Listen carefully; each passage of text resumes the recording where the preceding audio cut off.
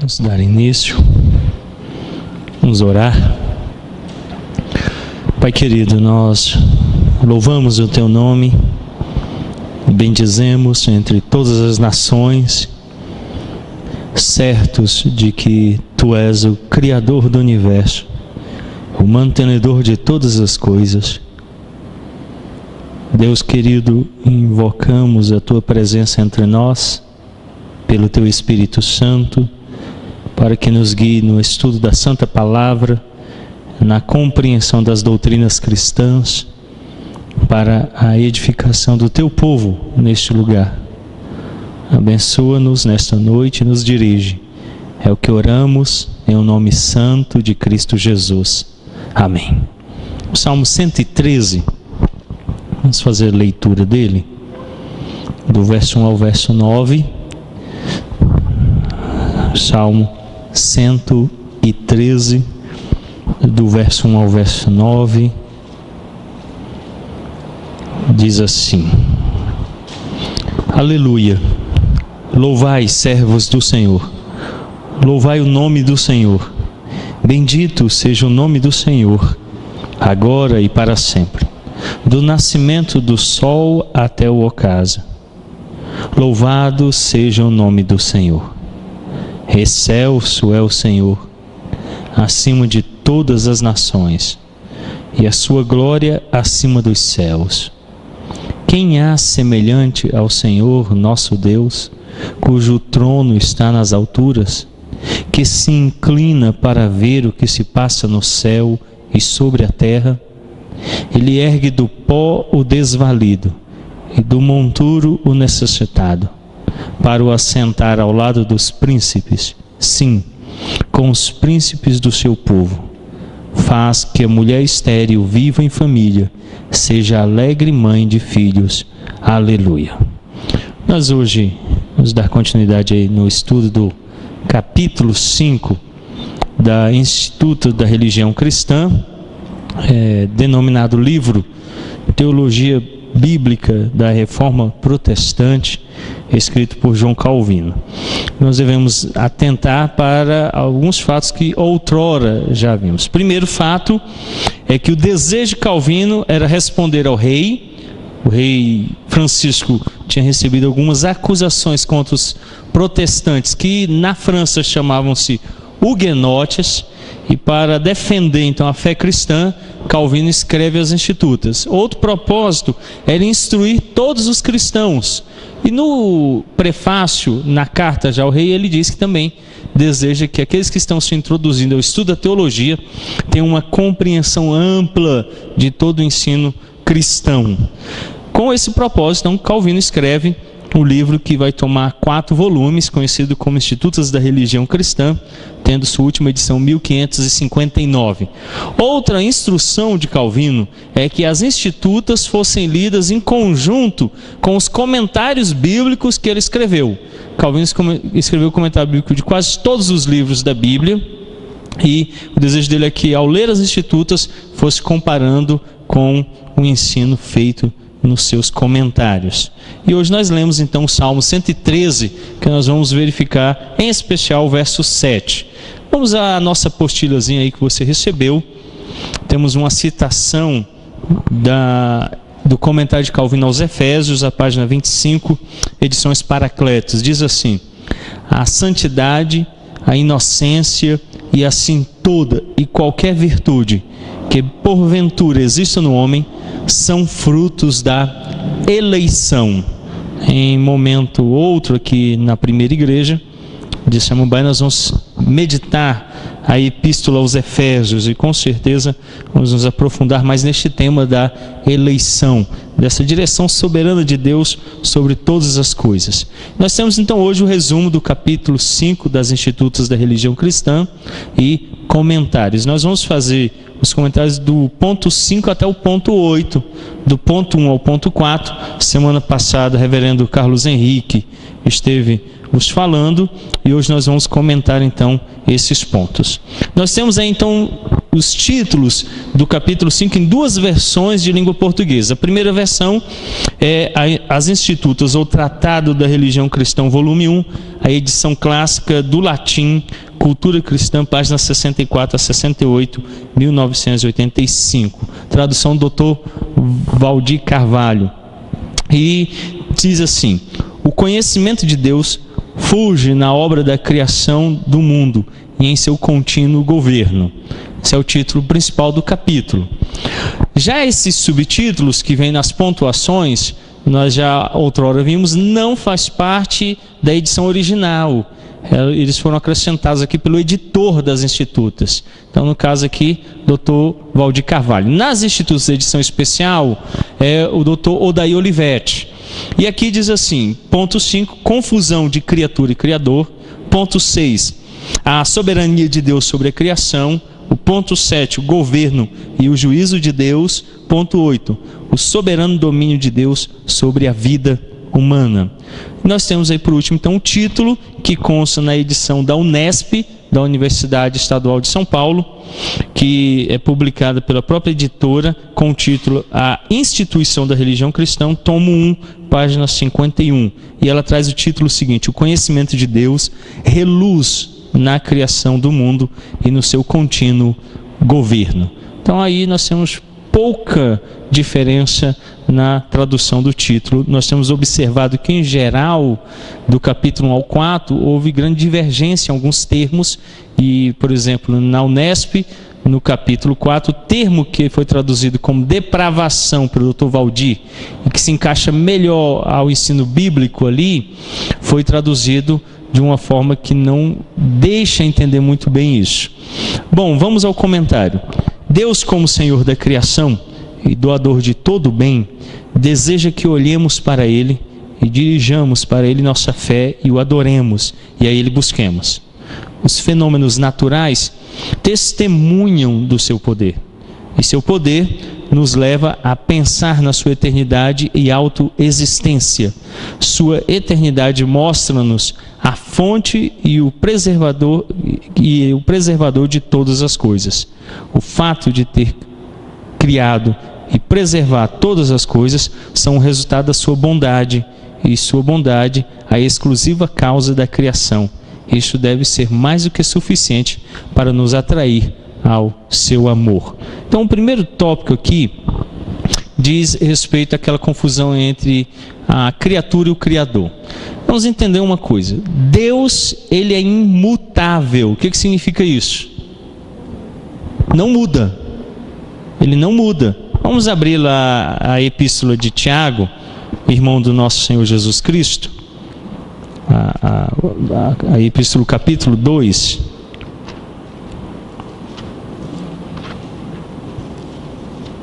A epístola de Tiago.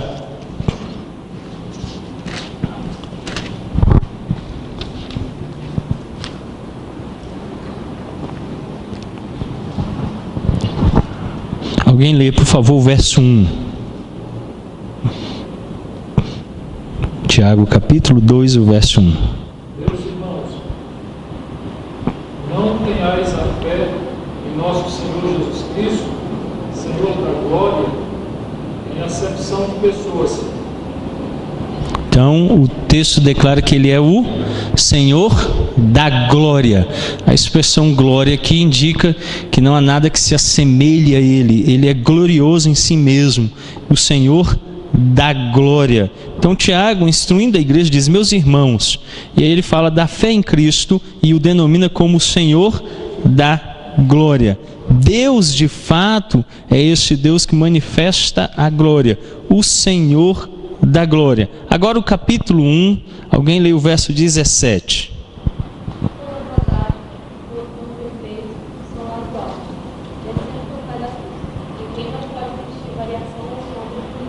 Então toda boa dádiva, todo dom perfeito, da onde que vem? Do alto. E aí ele continua: desce do Pai das luzes, Deus é denominado o gerador, genitor de toda luz. Pela palavra da verdade, Ele gera tudo isso, diz o verso 18. Ele gera a verdade pela sua própria palavra. Por isso Ele é o Pai das luzes, o gerador de tudo aquilo que é bom. E no verso 17 ainda diz, em quem não pode existir variação. E mais, Tiago diz, sombra de mudança. Deus não muda, Deus é imutável. Portanto, Deus não fica alegre, Deus não fica triste, Deus, Ele não tem mudança em si. Mas espera aí, a Bíblia diz que Deus, sim, Deus está se acomodando à nossa linguagem para nos falar. Porque se Ele não usasse a nossa linguagem, não haveria comunicação. São formas pelas quais o ser celestial encontrou de se comunicar conosco. Então Ele utiliza a nossa linguagem e se comunica. Linguagem nossa que é extremamente difícil até para nós. Por exemplo, Lúcia, você já comeu manga? Já comeu manga?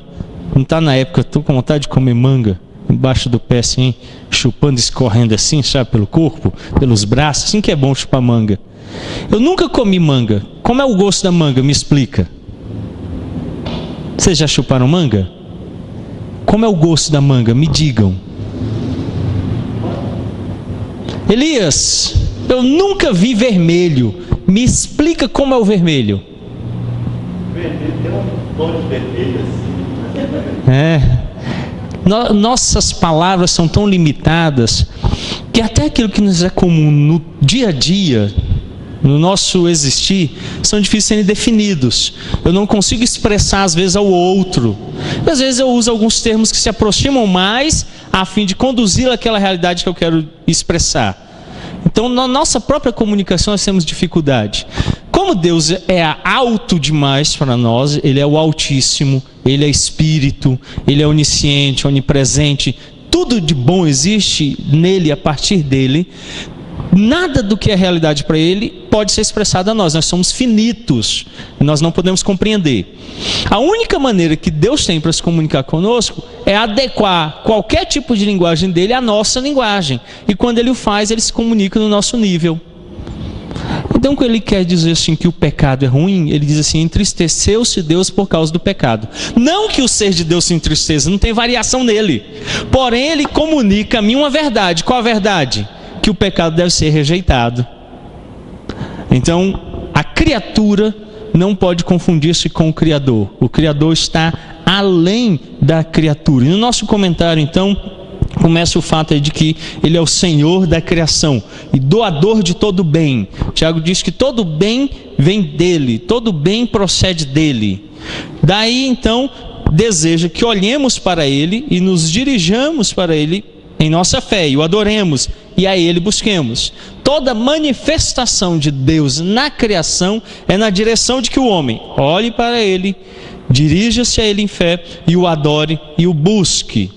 Os fenômenos naturais testemunham o seu poder. Abra lá em Romanos o capítulo 1, lembrando de que Calvino exaustivamente baseia as institutas nos textos das Escrituras. É importante termos uma mente bíblica ao ler as Escrituras, para identificarmos aquilo que ele está falando com a verdade revelada de Deus. Verso 18, capítulo 1 de Romanos. A ira de Deus se revela do céu contra toda impiedade e perversão dos homens, que detém a verdade pela injustiça. Porquanto o que de Deus se pode conhecer é manifesto entre eles, porque Deus lhes manifestou.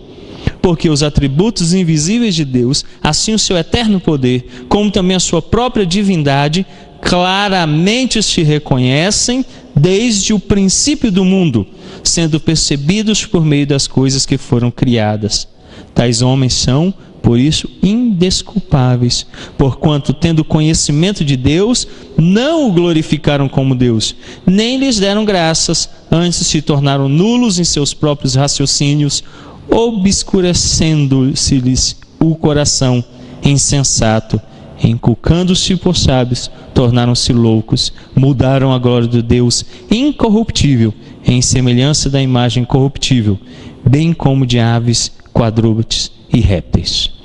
O apóstolo Paulo diz, no verso 20, que os atributos invisíveis de Deus, o seu eterno poder, como a sua própria divindade, claramente se reconhecem desde o princípio do mundo, sendo percebidos como? Por meio das coisas que foram criadas. Um testemunho invisível na criação de que há um Deus. Claro que esse testemunho invisível não conduz o homem à salvação, mas o conduz, diz o texto, a um reconhecimento de que há uma divindade.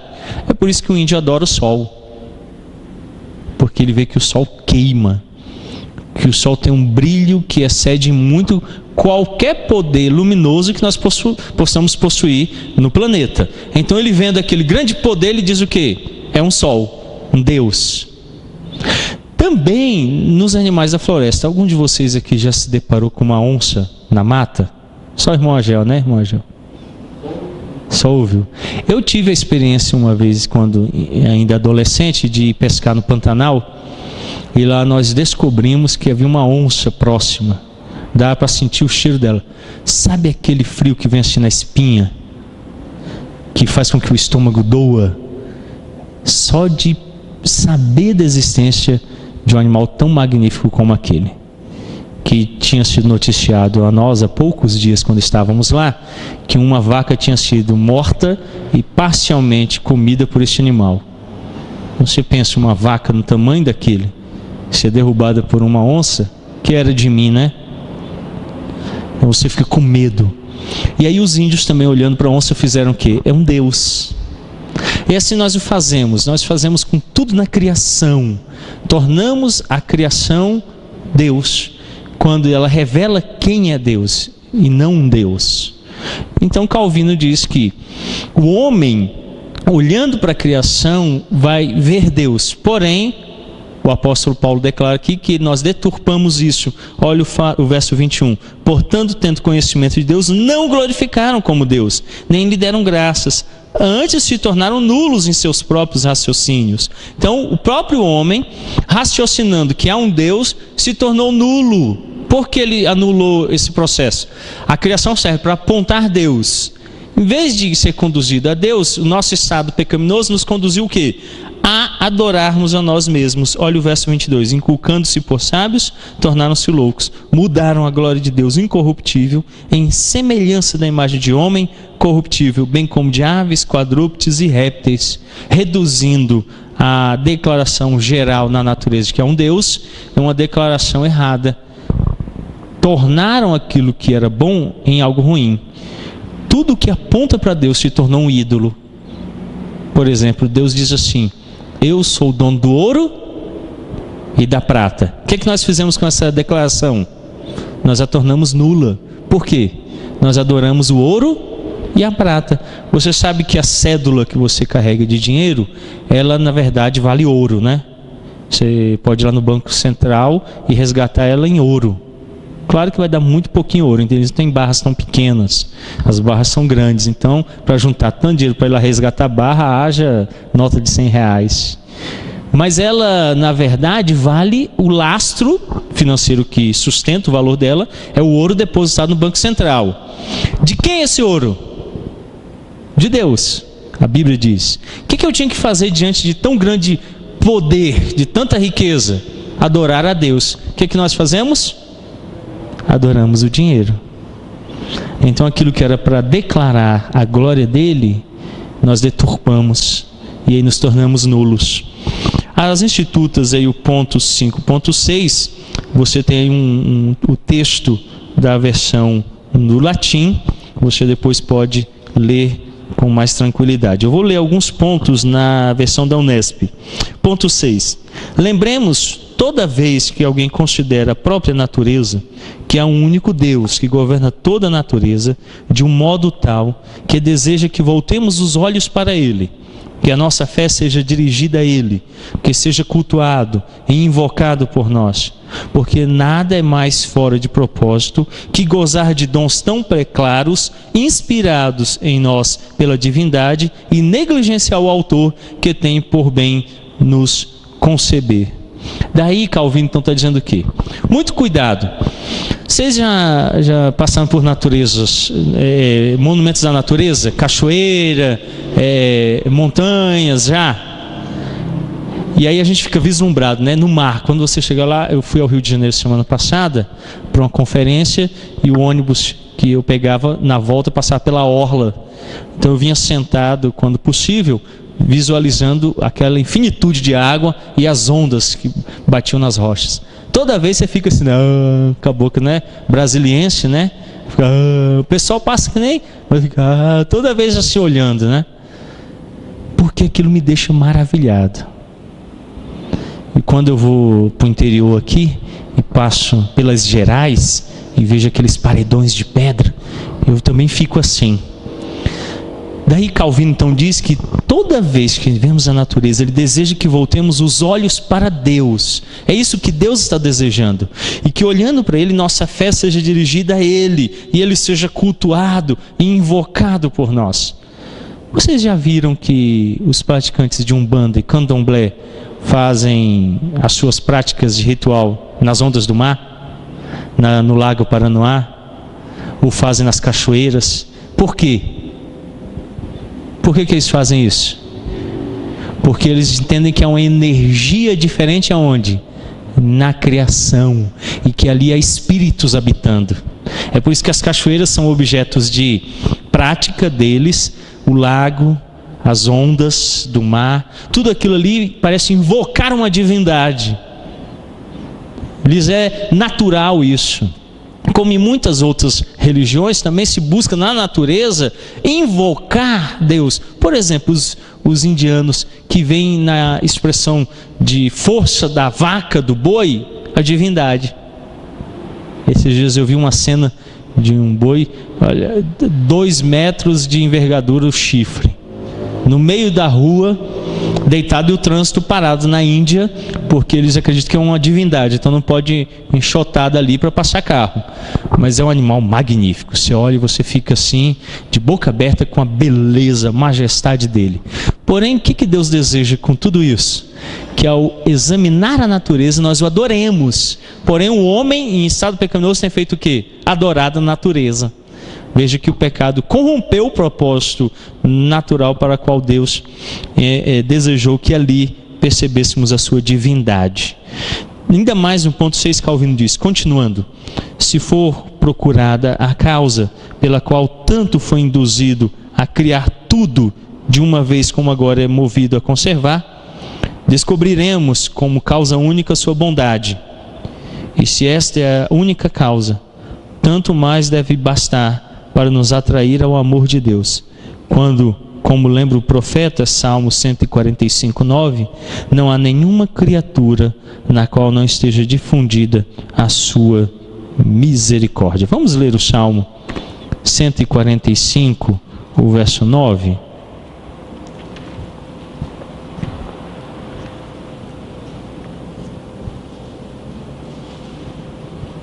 Alguém lê, por favor.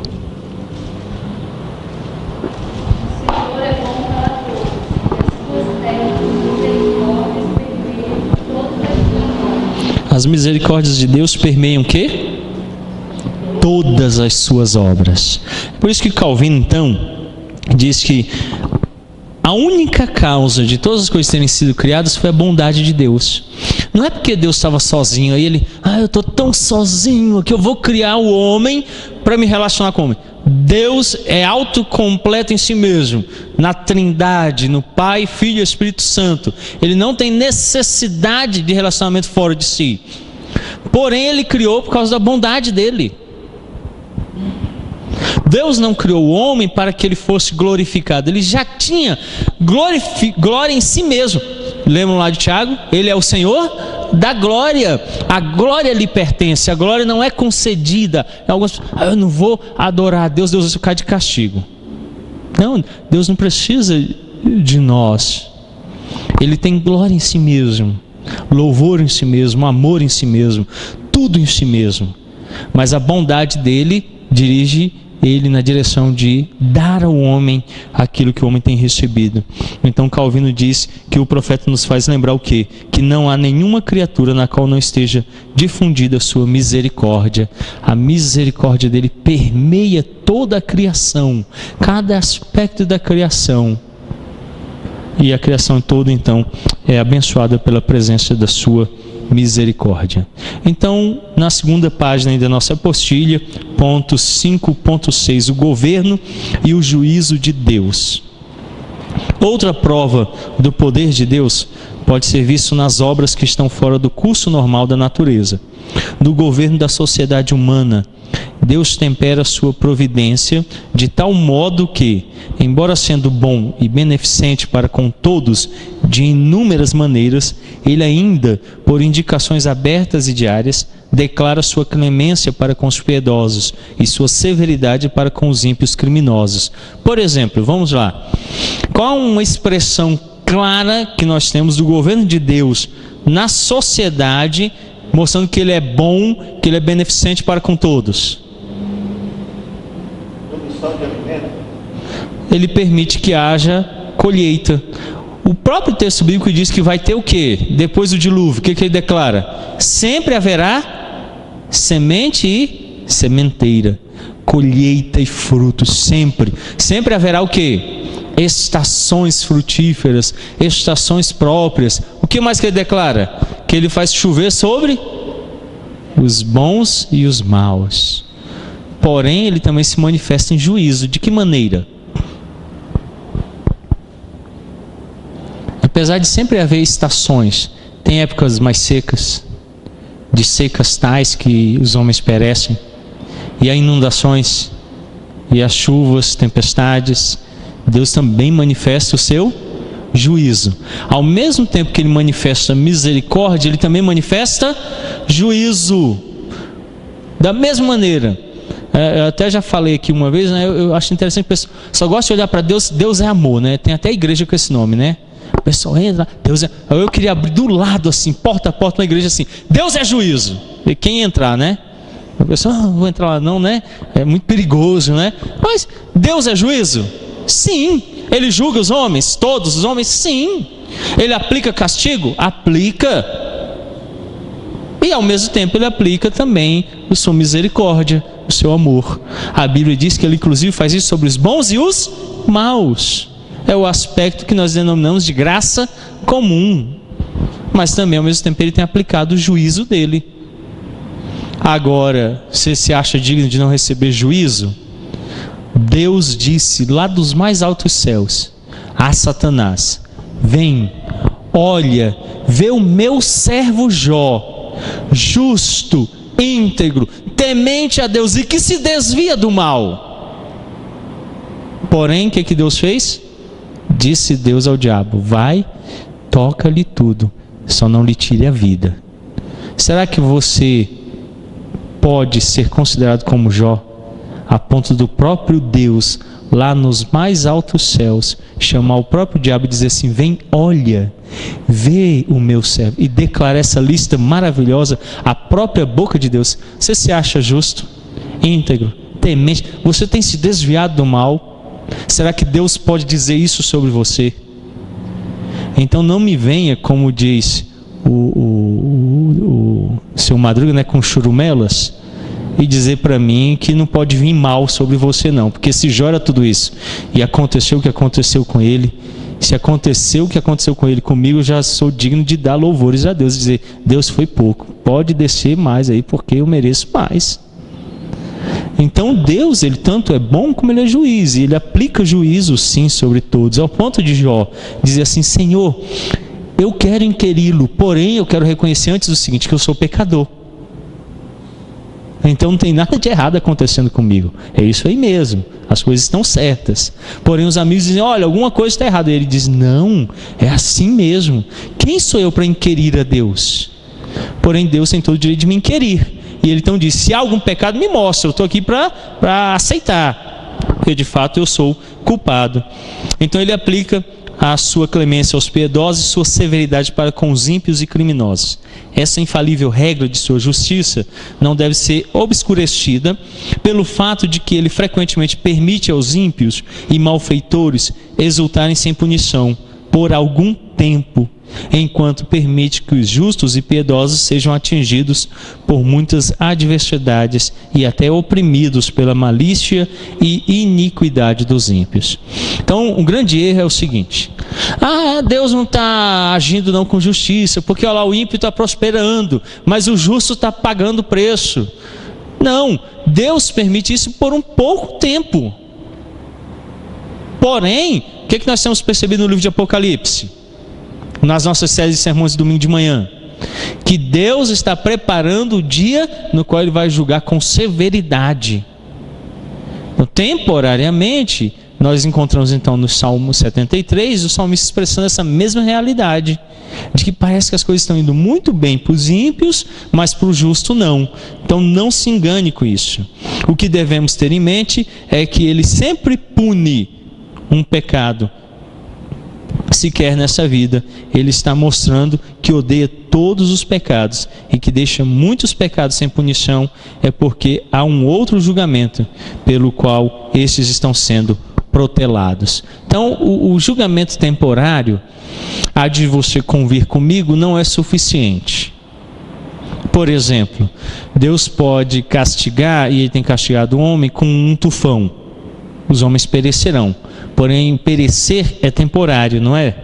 Apocalipse diz que vem a ressurreição geral. Todos vão ressuscitar. É temporário. Os homens são punidos, morrem em consequência dessa catástrofe natural, porém é temporária essa punição. E não é algo que satisfaz a Deus. Porém, quando Deus condenar a morte eterna, é suficiente. Por quê? Deus é eterno. Uma morte temporária não satisfaz a Deus. Tomemos, por exemplo, a morte das ovelhas no Antigo Testamento. Toda vez que alguém pecava, o que tinha que fazer? Tomar um cordeiro limpo, puro, levava ao sacerdote, impunha a mão sobre a cabeça daquele animal, simbolizando que os pecados cometidos estavam sendo transferidos a ele. O sangue era derramado, porque lá em Gênesis Deus disse: se você pecar, você morrerá. E em Hebreus 9 diz que é necessário derramamento de sangue para remissão de pecados. Então derramava o sangue. Ovelha vale você como gente? Dou 10 ovelhas pela sua netinha, dona Luísa, a senhora aceita? Mas é ovelha de raça. 10.000 ovelhas não vale. Outro problema é que é sangue de bicho, não é sangue de gente. Era temporário, apontava para uma realidade. Daí o apóstolo Paulo diz o que na sua epístola aos Coríntios? Quem é o nosso cordeiro pascual? Cristo. Cristo morre por nós. Por isso Ele se encarnou. Ele é homem, mas não só é homem derramando sangue por homem, como Ele também é o próprio Deus. O pagamento agora está à altura e é eficaz. Então Ele definitivamente paga, porque Ele não tem pecado e nós temos pecado. Então nós não podemos pagar, porém Ele pode. Ele é justo e Ele não possui pecados. O preço está à altura e Ele vence a morte. Nós não podemos vencer a morte. Daí o único pagamento agora que Deus vai requerer dos homens e que é eficaz é a morte eterna, porque Deus é eterno. Então o pagamento deve ser à altura de Deus. Qual é a altura dele? Eterno. Então a única coisa que Ele aceita é morte eterna. Daí aqueles que vão pagar, devem pagar pela eternidade, para que haja satisfação no ser de Deus. Todos os ímpios condenados ao inferno, o diabo e seus demônios, perecerão lá por quanto tempo? Pela eternidade, porque Deus é eterno. Aí Ele é satisfeito então naquilo que eles estão pagando. A satisfação acontece, porque continuamente pagarão. Aí Deus então se satisfaz com aquele pagamento. Então nós precisamos entender que naquele dia o julgamento será eficaz. Por enquanto não é. Então está sendo protelado, porque vai acontecer um momento no qual aquilo será definitivo. De semelhante modo, Ele nos dá a oportunidade de contemplar a sua misericórdia, quando frequentemente procura miseráveis pecadores com incansável bondade, até que destrua a sua iniquidade, por comunicar-lhes benefícios e por chamar-lhes de volta a si com bondade, mais do que paterna. Então veja, Deus se apresenta a nós agora, como Ele se apresentou aos ímpios, o cálice da ira está sendo cheio, é isso que a Bíblia diz, até o dia que vai transbordar. Então Deus não quer dar uma medida menor, Ele quer dar a medida completa de punição. A mesma coisa Ele tem feito conosco. Incansavelmente a bondade dele tem nos procurado para destruir a nossa iniquidade, a fim de nos fazer santos em Cristo e nos chamar plenamente a si no dia da glorificação. Vamos ao ponto 7 para não nos demorarmos.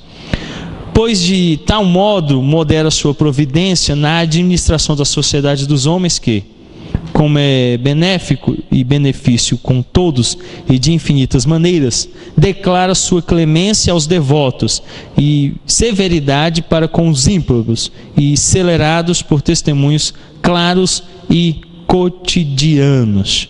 Bom, o governo de Deus sobre a vida de todos os homens pode ser visto através do livramento de perigos e tribulações que são mencionados no Salmo 107, os versos 4 a 16, 23 a 43 e o Salmo 113, em especial o verso 7, que nós lemos na nossa abertura. De forma sábia e poderosa, ele demonstra essa providência a seu devido tempo. Então, comentando o livro de Salmos, no volume 4 da série Comentários Bíblicos aos Salmos, editora Fiel, página 113 do ano 2009, Calvino diz o seguinte, verso 7, que só ergue do pó o pobre. Nessa passagem, o salmista fala em termos de enaltecimento do cuidado providencial de Deus em relação às várias mudanças que os homens se dispõem a considerar como acidentais. Ele declara que é unicamente pela designação de Deus que as coisas que sofrem mudanças excedem muito as nossas antecipações.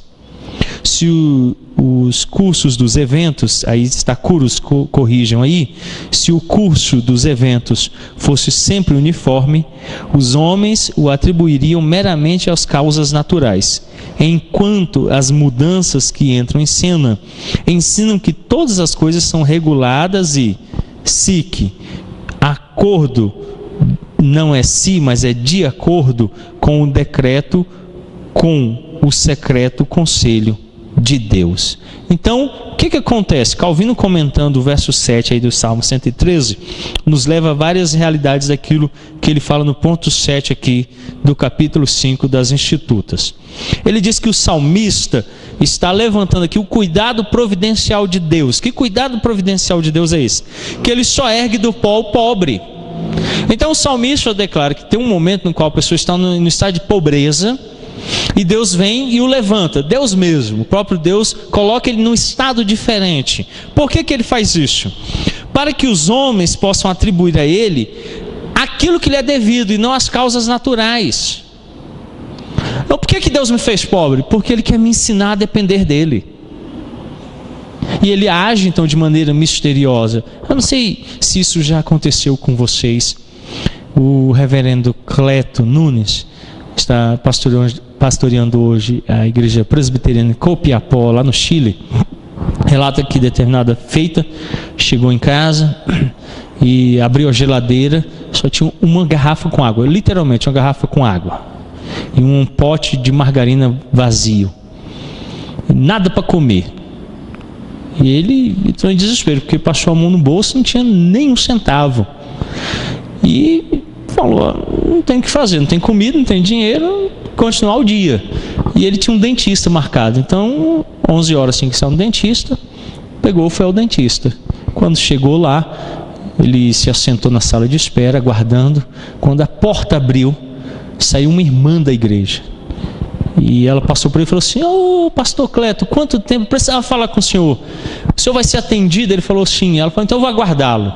Ficou lá aguardando, ele entrou, foi atendido por aquele dentista.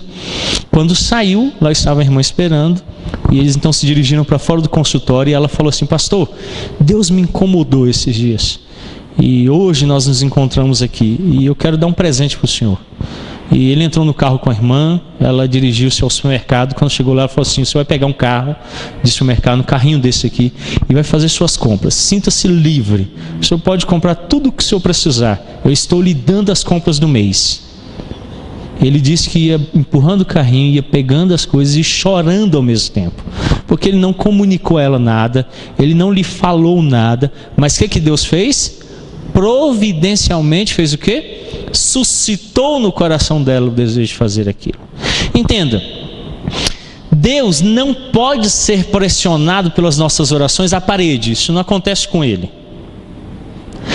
Eu já falei aqui sobre oração. A oração não muda Deus. Deus é imutável.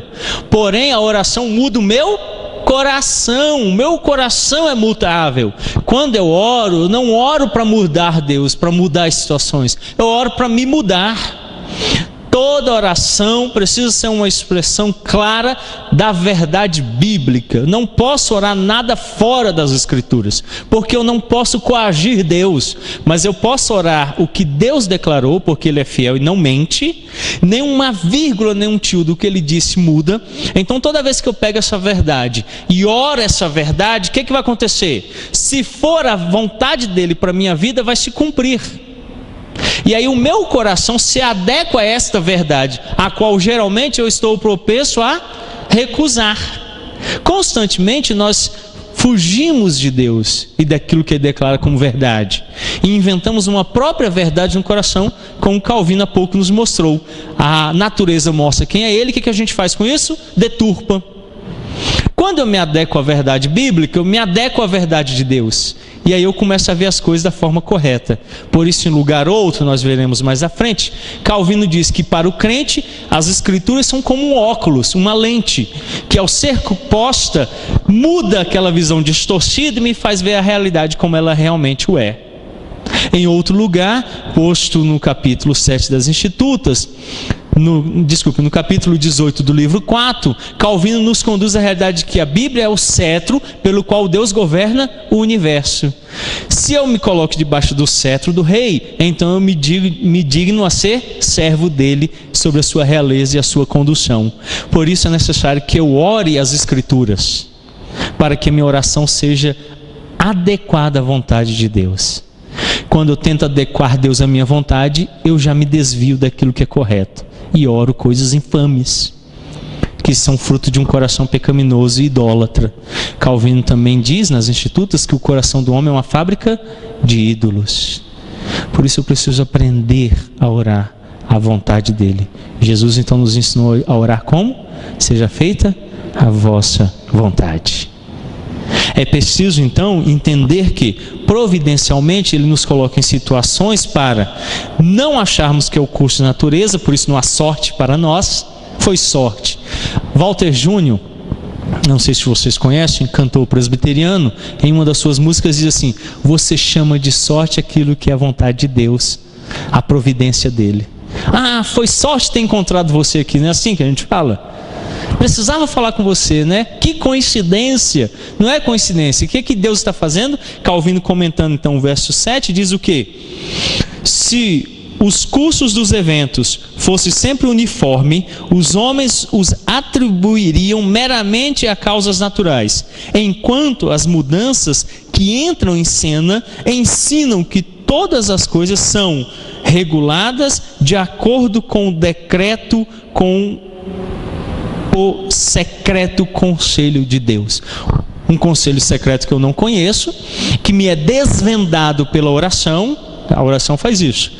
No livro de ouro da oração, publicado pela editora Novo Século, não existe mais essa editora, Calvino, falando acerca da situação, nos diz o seguinte: que um dos propósitos da oração é nos fazer descobertos os tesouros celestiais em Cristo. É muito belo isso, porque Calvino está dizendo o seguinte: toda vez que você ora, e ora de forma bíblica, e nosso irmão Agel falou muito sobre isso na vigília, tanto num primeiro momento como no segundo momento, nos escritos de Lutero. Quando você ora de forma bíblica, você não só ora de forma correta, como você descobre as promessas. Lembram que eu já falei sobre promessas aqui? Há 3 formas de ver as promessas de Deus: promessas que se cumpriram, se realizaram, promessas que estão se cumprindo na nossa vida e promessas que hão de se cumprir. Agora, a grande pergunta e é retórica, não precisa responder. Você é capaz de citar 10 que se cumpriram, 10 que estão se cumprindo e 10 que hão de se cumprir com referência bíblica? Ou você está vivendo a vida como se fosse coincidência, é sorte, aconteceu? Calvino diz que não. Nós devemos viver na ideia certa de que tudo o que está acontecendo é o próprio Deus agindo e se revelando a nós em sua bondade, misericórdia e providência e nos dirigindo em cada momento da nossa vida. Então aí nós temos o resumo das institutas, o item 5.8, conforme a versão do latim, depois vocês podem ler. Eu vou ler alguns pontos selecionados na Unesp. Para este fim, o profeta lembra como nas situações de desespero, Deus repentinamente, de modo admirável e contrário ao esperado, socorre os miseráveis e perdidos, ou protege das feras os que vagam pelos desertos e ainda os reconduz para o caminho, ou administra o alimento para os necessitados e famintos, ou liberta os cativos de fossos horríveis e das grades de ferro, conduz incólumes para o porto dos náufragos, ou cura das doenças os quase mortos, ou abrasa pelo calor e pela secura as terras, ou as fecunda com a oculta irrigação da graça, ou eleva os mais desprezados do povo, ou derruba os nobres do mais alto grau. Salmo 107.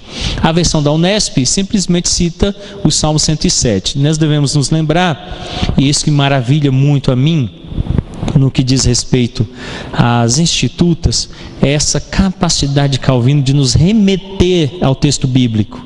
Já na versão aí publicada pelo Dr. Valdir Carvalho, se você observar na sua apostila aí, na página 2 e 3, após cada citação dessas aqui, ele coloca os versículos bíblicos lá do Salmo 107. Por exemplo, aí, o primeiro lugar onde ele diz assim: por fim nos reconduz ao caminho, versos 4 a 7, ou providencia o alimento, verso 9, ou de férreas cadeias, versos 10 a 16, ou guia os incólumes, os náufragos ao porto, versos 23 a 30, ou cura das enfermidades, versos 17 a 20, e assim por diante. Então, essas notas que foram acrescidas aí pelo Dr. Valdir Carvalho na tradução são importantes. Por isso que eu falei, é bom que você leia. Aí eu uso 5 versões, né? Uma versão muito boa, que eu acredito que é uma das melhores, em inglês. A versão da Felire, em espanhol, que tem algumas nuances de tradução, principalmente nos títulos. As versões do Dr. Hermes Maia comentada, a edição especial da editora Cultura Cristã, a versão do latim publicada pelo Dr. Valdir Carvalho e a versão da Unesp, que, ao meu ver, tem a melhor leitura, mais corrente, mais fácil em língua portuguesa. As versões traduzidas pelo Dr. Olivetti também são boas, mas são da edição de 1939 e 41, portanto são reduzidas. As notas do Dr. Hermes ajudam muito, porém ainda fica faltando texto das institutas. E então é bom comparar a versão da Unesp com a do Dr. Valdir Carvalho, edição clássica do latim, com a em espanhol e inglês. E aí você vai perceber, por exemplo, essas nuances aqui. O acréscimo dos versículos ao lado de cada uma das situações por Calvino. Quem tem bom conhecimento bíblico imediatamente vê. Por exemplo, no início lá, no ponto 5, quando nós estávamos lendo, eu imediatamente identifiquei ali Calvino se referindo a Romanos, capítulo 1. Então, quem tem uma capacidade bíblica mais abrangente consegue perceber Calvino se direcionando aos textos bíblicos. Quem não tem, isso aqui ajuda muito. Então, depois vocês podem comparar, tendo em vista que nós estamos usando aqui a versão da Unesp, o texto que eu tenho publicado aí do Dr. Valdir Carvalho, para que vocês percebam. Aí, lá no final, ele coloca então o texto lá de 1 Coríntios 3,19 e 1 Coríntios 1,20. Não aparece o texto de 1,20 na versão da Unesp. Então você pode acrescentar, fazer notas ao lado, tendo em vista que tem um espaço em branco. Essas notas ajudam você depois no estudo, tá? Então fica propício você perceber aí os textos bíblicos mais claramente. Para concluirmos, não devemos tentar compreender a Deus, entrar na sua essência, mas contemplá-lo em suas obras. Então aqui já é um alerta. A teologia não estuda Deus, o ser. Não tem como. Toda ciência precisa analisar aquele objeto que ela está propondo-se. Por exemplo, a sociologia, o que ela vai estudar? A sociedade nas suas relações. Então eu vou observar, por exemplo, alguns ritos da sociedade. O casamento, vou observar como ele acontece em várias sociedades, entre os índios, entre os japoneses, os asiáticos, entre os brasileiros. Como é que acontece o casamento? Um exemplo, tem um amigo americano, ele acha estranho que nós comemoremos a passagem das nossas moças para a puberdade com 15 anos. Nos Estados Unidos não é com 15 anos, é com 18, porque elas alcançam a maioridade. Então, de fato, elas agora estão passando, mas nós comemoramos com 15. Mas vocês sabem por quê? É objeto do estudo da sociologia. Então, vai lá e estuda, que você vai compreender o porquê. Então, aí vamos pegar, então, por exemplo, biologia. Biologia vai vai estudar os seres vivos, o bioma, ali em loco, tomando. Na teologia nós podemos fazer isso com Deus? Chegar com um frascozinho lá no curso de teologia e falar, olha, aqui dentro eu trouxe um pedacinho de Deus, vamos analisar, é possível? Não, Deus é eterno, então já não tem mais como estudar, porque nós somos perenes, nós temos início e não temos fim. Deus não tem nem início nem fim, já fugiu, já não dá para estudar ele mais, é incompreensível. Eu já falei aqui do que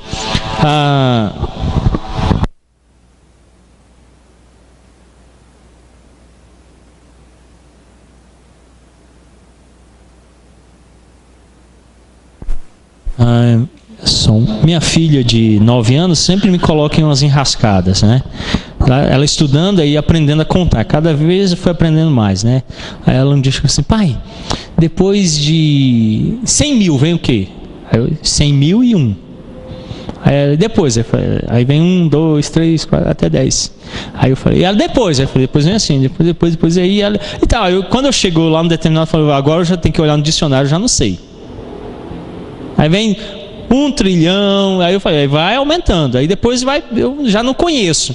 Ela vai até quanto, pai? Eu falei, enquanto você colocar o número na frente, vai. Ela olhou e falou assim, não, eu vou fazer até o fim, dá uma folha. Eu falei, pode esquecer. Dá, filha, se você coloca o 2 depois do 9, vai aumentando, você vai encher todas as folhas do universo e não acaba. Aí ela, pai, é muito difícil. Eu falei, não, isso não é tão difícil, vamos pensar em Deus. De onde Deus vem? Quando ele começou? Nós nem podemos mensurar isso. A minha mente não consegue compreender isso. No meu universo, no universo no qual nós vivemos, não há nada que possa ser usado para tratar disso. Nada. Então como é que eu vou estudar isso? Não tem como. Então a teologia não vai estudar o ser, ela vai estudar a revelação desse ser. Que revelação? A geral, na natureza, e a especial na Bíblia. Tudo o que ele se deu a conhecer aqui, a teologia estuda. O que ele não deu, a teologia se cala. Deuteronômio 29, o que diz lá? As coisas reveladas pertencem a quem? A nós e nossos filhos. Mas e as encobertas? A Deus. Então, Calvino no ponto 8 diz assim, olha, o que Deus tem revelado é nosso, o que ele não tem revelado não é nosso. Então, estudar a essência dele, nem pensar. Mas aquilo que ele tem revelado, nós devemos contemplar e estudar. Conhecer a Deus não é perder-se em vãs especulações. Aí o que eu achei me fala assim, pastor, o seu mestrado do Antigo Testamento, né? Assim, então me responde, Adão tinha umbigo? Umbigo ele não tinha, mas mão tinha. Eu vou te dar uma mãozada, né? Perguntar bobeira para mim, rapaz. Vai arrumar alguma coisa para fazer? Agora quer chegar na Bíblia e fazer perguntas tolas. Não é esse o propósito. Qual é o propósito da Bíblia? É revelar Deus e nos falar acerca da salvação. Então eu não vou me colocar em trabalho para procurar coisas tolas, né? Ficar buscando tolices nas Escrituras. Então ele diz que não devemos nos perder em vãs especulações, mas contemplar suas perfeições através do que ele fez e continua fazendo, para tirar proveito espiritual desse conhecimento. Então todo estudo teológico deve me conduzir aonde? Proveito espiritual. Então nos primeiros anos de seminário, estudo.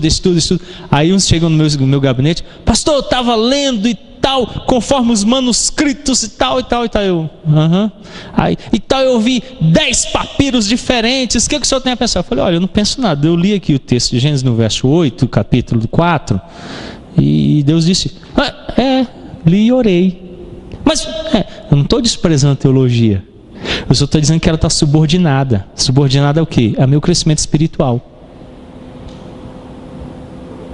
Então, sabe como é que eu começo teologia? De manhã, 7 horas da manhã, na minha devocional pessoal, todos os dias. Eu abro as Escrituras, leio com simplicidade. A Confissão de Fé de Westminster diz que tudo o que é necessário à salvação pode ser, de forma simples e clara, retirado das Escrituras. Então eu leio, oro e faço perguntas do tipo: o que Deus está me ensinando aqui? O que Deus está falando aqui? E pego esses resultados e registro, livro a livro das Escrituras. Aí depois, de passado um tempo, quando o Espírito Santo me diz, como por exemplo agora me conduziu a ideia de que uma próxima série de sermões a ser pregado na igreja será Efésios.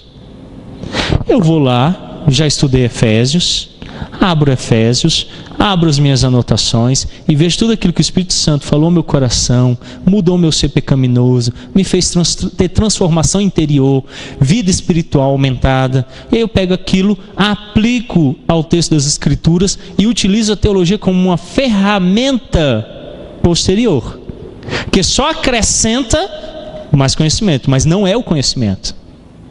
Então o grande erro daquele teólogo que chega aqui e fala assim: segundo os 10 papiros e tal, não sei o que, e o termo grego não sei o que, e fala um monte de coisa, e o pessoal olha para ele e não vê espiritualidade. Ele é muito bom na academia, mas ele mata a igreja.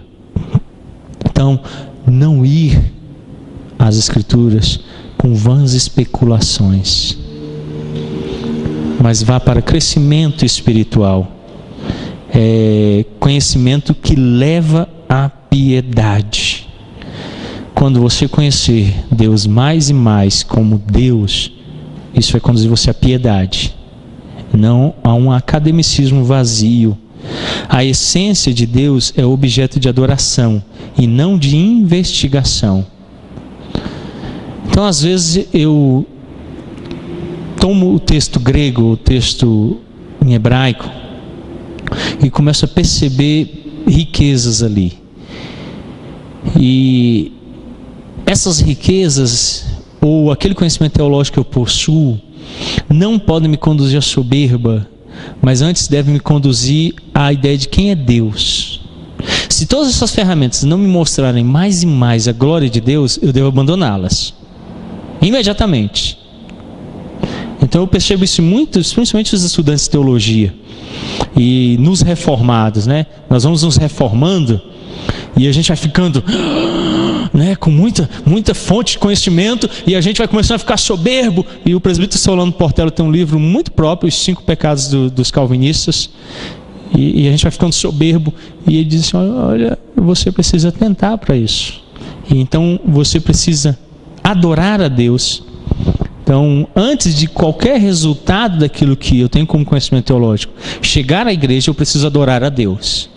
Se eu não tiver vida de adoração a Deus lá no meu gabinete, eu nunca terei uma palavra de poder no púlpito.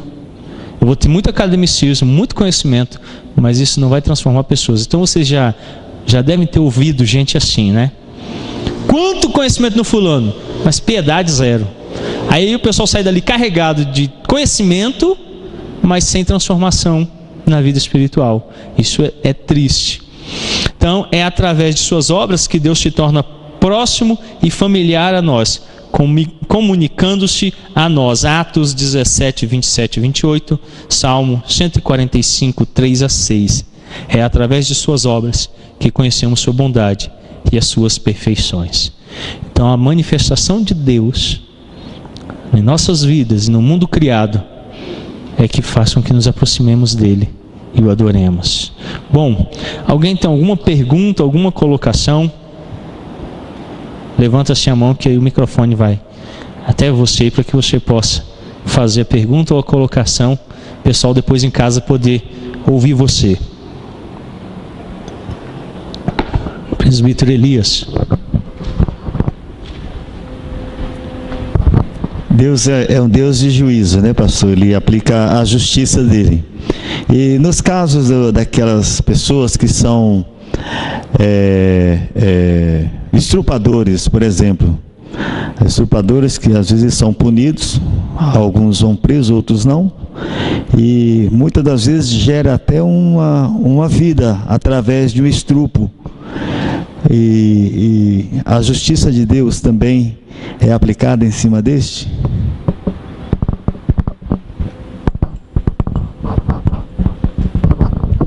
Apocalipse, o capítulo 21.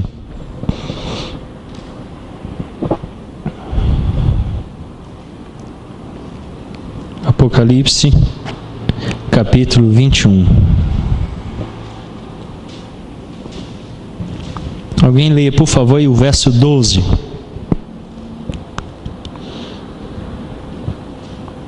Tinha grande alta muralha. Oh, desculpe, irmão, é o capítulo 20, o verso 12.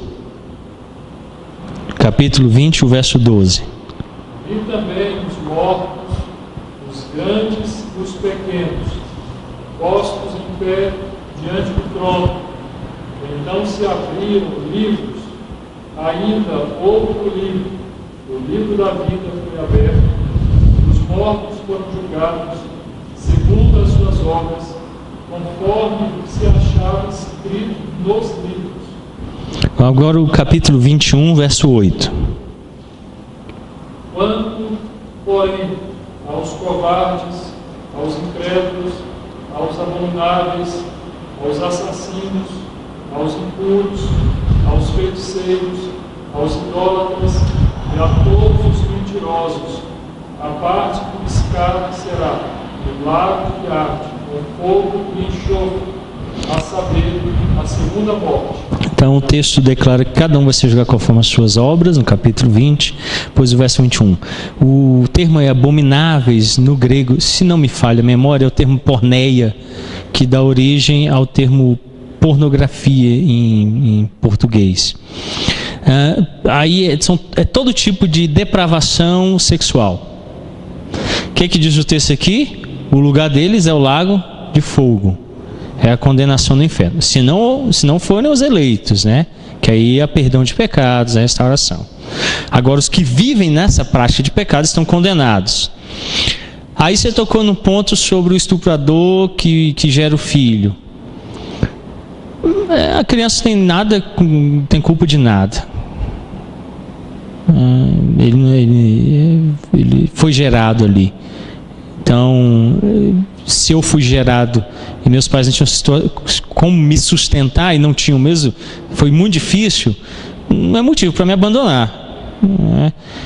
Não me isenta de responsabilidade sobre aquela vida. Se a vida foi gerada numa situação que é eticamente difícil, não dá direito de retirar a vida, porque não apaga a memória de ninguém tirar a vida. Aí o pessoal diz, porque toda vez que vê a criança, ela sempre vai lembrar, a marca não está na vagina, a marca não está no nascimento de uma criança, aquela marca está na alma daquela mulher que foi estrupada. Então, o que ela precisa de tratamento diante das escrituras, para tratar o seu eu machucado, que só Cristo pode restaurar. tem psicólogo, psiquiatra, remédio, cirurgia plástica, nada. Só Cristo pode restaurar aquele coração machucado. O estrupador, se ele foi eleito se arrepender, tem perdão de pecados, vai para o céu. Se ele não foi e continuar a permanecer, como diz Apocalipse, que nesse estado, ele não entra no reino dos céus, está condenado. Ele, pelo que praticou. Então, nós percebemos que ele vai pagar. Então, Deus é justo.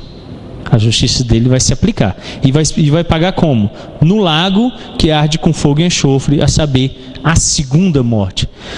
Que são aqui expressões de dor, de punição, que apontam essa punição eterna que ele vai passar. Então, Deus aplicando o juízo dele. Então, ele é justo. Então, os que vivem na prática desses pecados listados aqui, não é uma lista exaustiva, ela abraça várias situações pecaminosas, mas é só exemplo. Mas ele vai punir os pecadores. E aí o texto lá no capítulo 20, o verso 12, fala que vão comparecer diante dele, o livro vai ser aberto e as obras vão ser julgadas. Então, Deus é Deus justo, julgará. Bom? Alguma outra pergunta ou alguma colocação? Só um minuto, gente. Só para confirmar.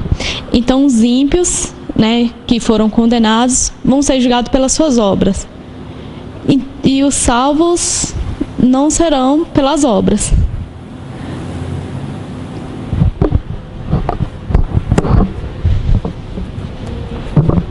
Tem dois julgamentos. Um julgamento foi feito na eternidade, aquilo que nós denominamos o pacto da redenção. Lá na eternidade, Deus decidiu quem seriam salvos e quem seriam os condenados. Eles já estão julgados, eles não serão. A condenação aconteceu em Adão. Quando Adão comeu da árvore do conhecimento do bem e do mal, ele colocou o homem em estado de condenação. Os crentes, quando creem em Cristo, são redimidos, justificados. Então nós não estamos mais sob condenação. Os ímpios permanecem em estado de condenação. O que os condena ao inferno não são as obras que eles praticaram. É o pecado original. As obras que eles praticaram durante a vida, que são esses pecados aqui, só aumentam as punições.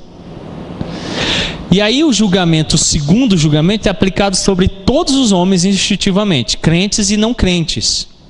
Aí o que acontece com o crente? A Bíblia diz que o galardão é diminuído ou aumentado, conforme as obras. Mas todos os homens terão que prestar contas a Deus até das suas palavras frívolas. Então nós já estamos salvos. Isso é o nosso estado em Cristo. Em relação ao pecado original, a condenação que manda para o inferno, nós vamos ao céu porque Cristo nos justificou. Porém, no dia do julgamento final, olha o que diz o verso 12: vi também os mortos, grandes e pequenos, postos em pé diante do trono. Então se abriram livros, plural. Que livros são esses? Ainda outro livro, o livro da vida, foi aberto. Quem é que está escrito no livro da vida? Os crentes. Mas quais são os outros livros? Os mortos foram julgados segundo as suas obras, conforme que se acha escrito nos livros. Então, os livros, esses livros são os registros de tudo aquilo que nós fizemos.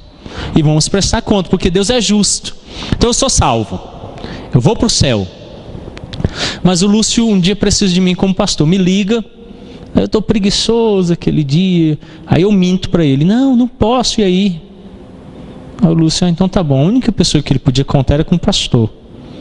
Ele vira para a esposa e fala assim: meu bem, o pastor não pode, diz que está ocupado. Pega o filho dele com febre, sai na chuva, a criança pega uma pneumonia, é internado no hospital, quase falece. Ele gasta o que não tinha com remédios para restaurar a saúde do filho. O Espírito Santo me toca em relação ao que eu fiz com ele. E eu vou lá, peço perdão, pergunto o que eu tenho que fazer para restituí-lo. E ele falou: eu gastei R$1.000. Eu dou R$1.000 para ele, faço como Zaqueu, dou além para restituir aquilo que eu defraudei ele. E digo: toda vez que você precisar de mim, eu estou aqui à sua disposição. Eu fui tratar. Porém, digamos que isso não aconteça, e eu nunca respondo a ele. E aí morre, vai para o céu. Quando chega no céu, passa lá o filminho da minha vida, né? Que ele diz que vai abrir o livro e vai contar tudo. Eu vou prestar contas até das palavras frívolas que eu disse. Aí passando o filme, o Lúcio, rapaz, tava vendo sessão da tarde, mentiroso, disse que não podia me ajudar. Aí Deus fala assim, mas ele é crente, entra no céu. Aí o Lúcio, ele mentiu para mim. Meu filho quase morreu por causa dele. Eu tive prejuízo. Só que Deus olha e fala assim, calma, diminui o galardão dele. Meu galardão é diminuído. A gente não sabe o que é o galardão, mas a Bíblia diz que pode ser aumentado ou diminuído. Quando meu galardão é diminuído, o que acontece? O Lúcio olha e fala assim, Deus é justo. Mesmo eu sendo salvo, Deus ainda é justo. E ainda pune, Deus ainda cobra galardão diminuído. E aí ele sente o que? A justiça de Deus acontecendo. Eu não perco salvação, eu vou para o céu porque isso me é garantido em Cristo. Porém, eu ainda respondo. Daí a Bíblia então constantemente me chama a essa situação de que eu devo estar sempre atento e vigilante para não pecar, porque Deus ainda cobra dos eleitos. Eu oro para que meu galardão pelo menos fique paralisado, né? Eu sei que vai ser difícil aumentar, mas que pelo menos não diminua. Fique onde está. Porque eu sei que eu devo muita coisa. Então, essa é a ideia. Agora, muita gente acha que não tem mais juízo, né? Posso fazer o que eu quiser. A Bíblia nunca declarou isso. Tanto que, constantemente, há exortações muito claras aos crentes para que vivam de forma digna do Evangelho. Que Deus é juiz, até sobre nós. Tolice é acreditar que já, está tudo feito, então vou descansar. Isso não é pensamento de cristão. A Bíblia nunca disse isso. Pelo contrário, ela incessantemente me dirige na ideia de que eu devo viver sempre para prestar contas a Deus. E eu vou prestar contas a Ele. Ok? Respondido? Para entender? Domingo de manhã nós temos sermão em Apocalipse 21 e 22, a gente vai tocar nisso aí. Tá bom? Vamos orar encerrando. Pai querido, obrigado por esta noite, pela graça, pela oportunidade de reunidos aqui, compreendermos mais a direção soberana de Deus sobre toda a criação, da ação providencial de Deus, da manifestação dele como misericordioso Deus e um Deus de justiça. Nós louvamos o teu nome e rogamos que o Senhor nos dirija e nos dê graça. É o que nós oramos, Pai, em nome santo de Cristo Jesus. Amém. Deus os abençoe.